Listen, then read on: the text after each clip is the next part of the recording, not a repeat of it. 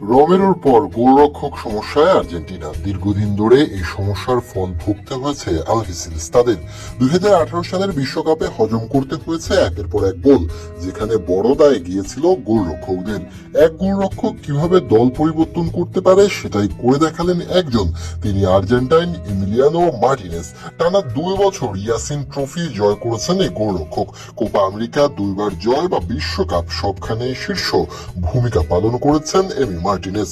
সেই মার্টিনেজের কণ্ঠে এবার অবসরের গান।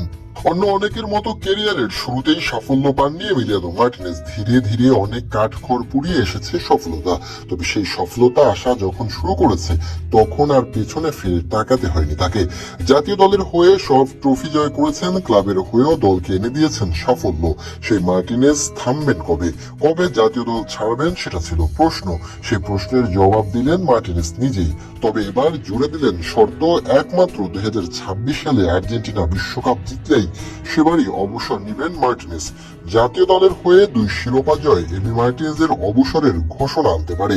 এই শতকের ফুটবলে ছিল চ্যাম্পিয়ন্সের কার্স, সেখান থেকে 2022 সালে ফ্রান্স খেলে বিশ্বকাপের ফাইনাল। তবে বিশ্বকাপ জয় করতে পারেনি দলটি। ব্রাজিল, উরুগুয়ে ছাড়া কোনো দলই টানা 2 বিশ্বকাপ জয় করতে পারেনি। এর বাইরে এই শতকের কেউ টানা বিশ্বকাপ জয় করতে পারেনি। সেই ধারা ঘুচাতে চান মার্টিনেজ, জয় করতে চান 2026 বিশ্বকাপ। সাম্প্রতিক সময়ে বছরের সেরা গোলরক্ষক হওয়ার পর মার্টিনেজ এক সংবাদ মাধ্যমকে জিজ্ঞেস করেন কোন দল কি আছে যারা 2বার বিশ্বকাপ জয় করেছে টানা। এরপর তিনি বলেন, আমি শপথ করলাম যদি আর্জেন্টিনা 2026 বিশ্বকাপ জয় করে আমি অবসর নেব। বিশ্বকাপের পরপরই অবসর নেব আমি যদি 2বারের বিশ্ব চ্যাম্পিয়ন হই আমি অবসর নেব।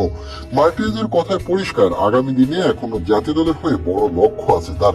আর্জেন্টিনাকে 2026 সালের বিশ্বকাপ জয় করাতে চান এমিলিয়ানো। সেটার দিকেই আছে মার্টিনেজের বড় চোখ।